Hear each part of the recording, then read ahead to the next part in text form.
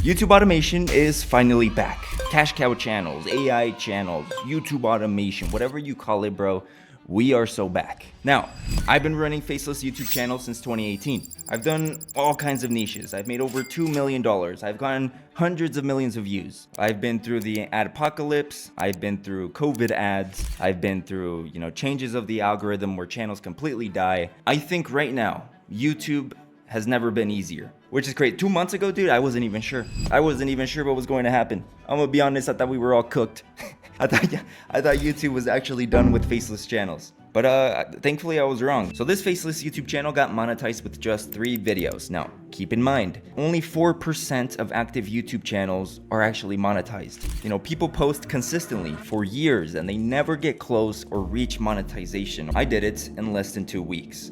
And with only 3 videos. Now I do something a little bit different than most of the coaches out there or most of the guys that do YouTube automation. So in this video, I'm going to show you exactly how I do it. So step number 1, you want to pick a ghost niche. Now this goes against everything every other YouTube coach says. Every other YouTube coach is going to tell you, find a successful YouTube channel and replicate what they do.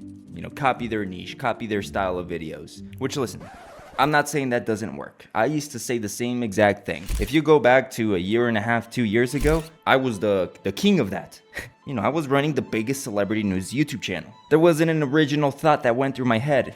If you joined my community over a year ago, dude, I don't know how I didn't get in trouble. I was literally just telling everybody to copy each other. That is until I discovered how the algorithm truly works. And I created this strategy where the pillar is to approach ghost niches. Now I know how ridiculous it sounds to say, create something new, create something original. But if you sit back and you think about it and look at every other YouTube channel and niche that's out there, nobody has done shit. I would say only 5% of topics have really been covered on YouTube. Everybody is ignoring the most basic topics because they're listening to what these gurus and coaches are saying, which is copy someone else, copy a successful niche, copy a successful format. But things like real estate, things like gas prices, things like factories shutting down, things like lawnmowers. There's so many different things out there that nobody has ever touched. And to make this easier, I'm going to share with you guys the tool that I use. It's called VidNinjas. And in VidNinjas, there is a tool called Kumo, where if I take a screenshot of a YouTube channel and I give this screenshot to Kumo and just let it load for a second, it's going to say topic detected, men's fashion. And again, the YouTube channel that I sent it talks about like men clothing, business casual, dress shoes, suits, things like that. And now it's mapping related entities from the knowledge graph. Now, for those of you that don't know, men's fashion in Google's brain, in its dictionary, in its library, has something called nodes. So men's fashion would be surrounded by all of these other nodes like dress shoes, suits, cologne, watches, things that relate to the main pillar, which is men's fashion. From men's fashion, I got minimalist men's fashion lookbook, watch collecting for beginners, men's capsule wardrobe, how to dress better for men, men's style trends, men haircuts, sneaker collection and styling, men's suit fit guide. So now if we sit and think and we're like, okay, this talks about suits, watches, and shoes, and collared shirts. I see men's haircuts as one of the nodes here, right? So if I click on that and I select expand cluster adjacency, which literally just means give me more of the little bubbles, we might have something there, right? So using Kumo, which does 50% of the work, it tells me what Google would recognize as something similar. I can create and find a micro niche from it. So instead of doing suits, shoes, and watches, like the example channel, I can do haircuts, business casual haircuts and hairstyles, and hair products. And once you find a specific node that you like, for this I'm going to use best hair products for men, I'm going to set it as a pillar, which just means that this is what I'm picking. I want this to be the main niche and topic of my channel. That's going to redirect me here to the protocol, which is different titles and different topics that I can do. So I like this one, matching the best hair products for men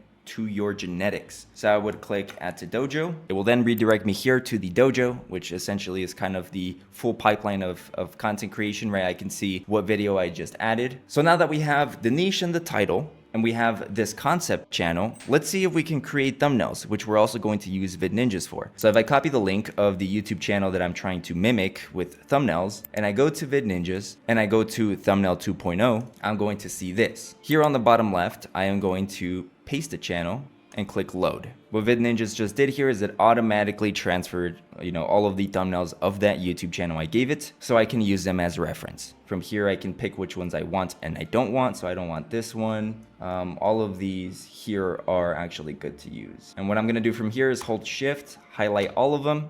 At the bottom left, I'm gonna click Reference Images, add selected 8. Then I'm gonna select this one in particular because this seems to be the format that actually works really, really well. And on the right side, you can see that I can enter a prompt. Not only that, but I can also change the quality and the aspect ratio. And I can also switch what model I want to use to create the thumbnail. For this one in particular, since I'm gonna be editing, this image, I'm gonna select GPT image to edit, image to image, and I'm gonna give it a prompt. So I said, remove the shirt and the hand. Instead, add an image of the back of the head of a middle-aged man getting a business casual haircut. Change the black text at the bottom from a waste of money to professional haircut. And then I click generate. So there we go, this is what it gave me. Not bad at all. This is actually really well made. So now you see the vision, right? This guy's whole entire YouTube channel niche and packaging was about business casual fashion. Well, I'm gonna start a YouTube channel where it's just business casual haircuts. This is the thumbnail I made with this simple prompt, and I did it in less than a minute. I think it looks very, very good. So unlike all of the other tools out there, the whole purpose of VidNinjas is not to find a successful channel to replicate. It is to create ghost niches. It is to create your own original niche. And it's the first of its kind. It's also the first of its kind to utilize Google Knowledge Graph as a big factor in choosing niches. If you're someone that wants to start doing YouTube but you want to do something original, then I recommend you give it a shot. Link is going to be in the description below. For the script writing, I also use VidNinjas, but it's so in-depth. There are so many things that is completely different than every other tool out there that it deserves its own video. So in this video, I'm not going to cover exactly how to do it. Now, yes, I used VidNinjas to create this YouTube channel that got monetized with just 3 videos. And that's because VidNinjas utilizes net information gain, which is something I have been mentioning for a while now. Net information gain, or information gain,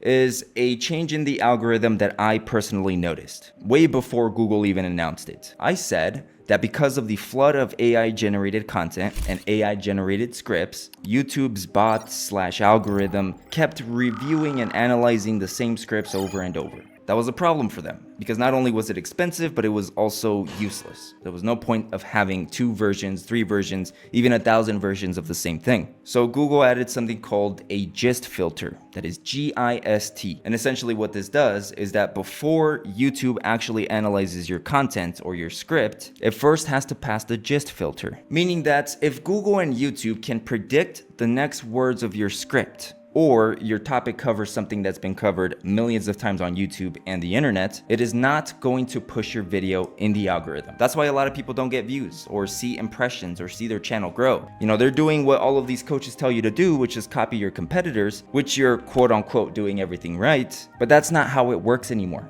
YouTube doesn't want you reposting the same shit other people did, even if it's reworded. Now, that doesn't mean that you can't create a video on a topic that someone else already created. All you have to do is add information gain, your own experiences, or a completely different angle, a completely different perspective. Now, for the YouTube channel I showed you at the beginning, that is in a completely original niche that nobody else has touched. And the video topics and the scripts also contain information gain. So it doesn't even matter how much you post or how long your videos are. As long as you have that's pretty much it. So if you want to learn how I do YouTube, if you want to learn my blueprint and the way that I approach channels and niches, you can click the link in the description or in the pinned comments, and that's going to take you to my Skool community. And here, you're going to find over 150 video tutorials on how I personally launch my YouTube channels. From your channel setup, warming up YouTube channels, how to pick a niche, how to create original niches, how to write original scripts, how to create original titles, how to create thumbnails, how to improve your video's SEO, how to brand your YouTube channel off of platform, how to appear on Google search results, how to appear on YouTube search results, how to avoid copyright, how to use AI correctly without getting demonetized. Everything that I know and everything that I've been studying for the last 9 years is in these video modules. And to help you out with more ideas, you can go to the daily niches module, where every single day you're gonna see different competitors, different niches, so that you can either create your own niche just from whatever comes up, or you can throw them on Kumo. But the best part is that I go live every single week. Every single Sunday at 6 p.m. PST. I get on for a few hours, I answer questions, I review channels, all sorts of stuff. If you joined today, you missed about a year and a half worth of Live calls, well, there's a module for that as well. You can just click on that and catch up to date with everything that you've missed. As you can tell, it's a lot of calls. Not only that, but you can also hire my personal editing team. I also paid a group of producers to create background music, which you can download directly from here, so you never have to worry about any copyright issues. And for those of you that want to know, if I go to the wins tab, we're going to see King Jaden here. In the last 28 days, he's gotten 313,000 views, and he's made $1,063 of ad revenue. You'll be able to meet and speak to members like Riley, that in his first month of monetization, he made $28,710 in ad revenue. But yeah, that's pretty much it. Talk to you guys next time.